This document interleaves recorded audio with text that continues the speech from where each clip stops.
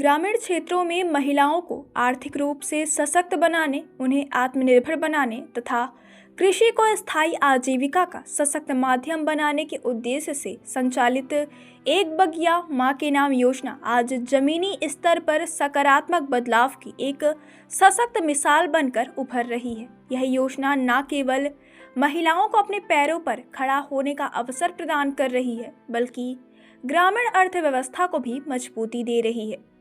योजना के अंतर्गत स्व सहायता समूह की महिला सदस्यों की स्वयं की अथवा उनके परिवार की 1 एकड़ तक भूमि में फलोद्यान विकास कराया जा रहा है, जिससे उन्हें नियमित और दीर्घकालिक आय का साधन उपलब्ध हो सके। इसी क्रम में गत दिवस रीवा जिले की कलेक्टर प्रतिभा पाल ने रीवा जनपद के बिहरा गांव का भ्रमण किया। गांव पहुंचकर उन्होंने स्व सहायता समूह की सदस्य सरस्वती साकेत एवं कमला साकेत के खेतों में विकसित किए जा रहे फलोद्यान का निरीक्षण किया। कलेक्टर ने खेतों में लगाए गए विभिन्न फलदार पौधों को देखा और उनकी वृद्धि, देखरेख, सिंचाई व्यवस्था तथा संरक्षण से संबंधित व्यवस्थाओं की जानकारी ली। उन्होंने मौके पर मौजूद अधिकारियों से भी योजना के क्रियान्वयन और तकनीकी सहयोग की स्थिति के बारे में विस्तार से चर्चा की।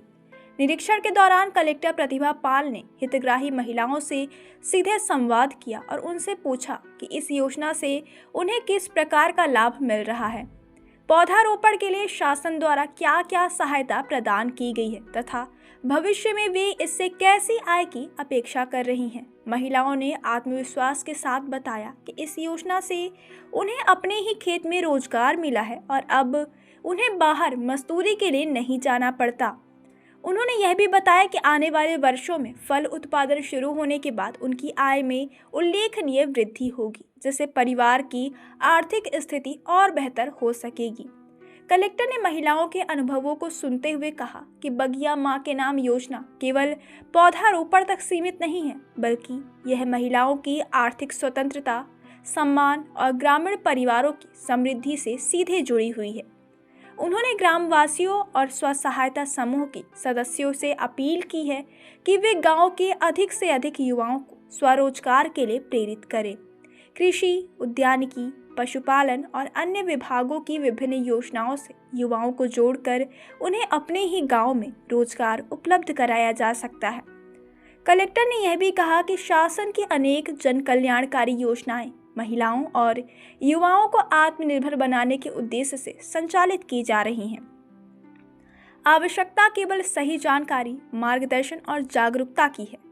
फलोद्यान विकास से न केवल आर्थिक लाभ प्राप्त होगा, बल्कि इससे परिवारों के पोषण स्तर में भी सुधार आएगा और पर्यावरण संरक्षण को भी बढ़ावा मिलेगा। हरित आवरण बढ़ने से गांवों में जलवायु संतुलन और प्राकृतिक संसाधनों का संरक्षण भी सुनिश्चित होगा। निरीक्षण के दौरान कलेक्टर ने संबंधित अधिकारियों को स्पष्ट निर्देश दिए कि हितग्राहियों को समय पर तकनीकी मार्गदर्शन, पौधों की नियमित देखरेख तथा आवश्यक संसाधन उपलब्ध कराए जाए, ताकि फलोद्यान विकास पूरी तरह सफल हो सके। उन्होंने कहा कि स्व सहायता समूह ग्रामीण विकास की रीढ़ है और इनके माध्यम से शासन की योजनाओं को अंतिम व्यक्ति तक प्रभावी रूप से पहुंचाया जा सकता है। इस अवसर पर सीईओ जिला पंचायत मेहताब सिंह गुर्जर सहित उद्यानिकी विभाग और अन्य संबंधित विभागों के अधिकारी उपस्थित रहे।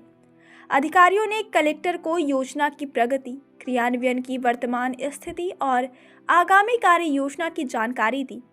कुल मिलाकर बिहरा गांव में कलेक्टर का यह दौरा न केवल योजनाओं की निगरानी तक सीमित रहा, बल्कि यह संदेश भी दे गया कि यदि महिलाओं और युवाओं को सही दिशा, अवसर और सहयोग मिले तो ग्रामीण क्षेत्र आत्मनिर्भरता और समृद्धि की ओर तेजी से आगे बढ़ सकते हैं। एक बगिया माँ के नाम योजना के माध्यम से आज गांव-गांव में स्वरोजगार, आत्मनिर्भरता और खुशहाली की एक नई बगिया तैयार हो रही है।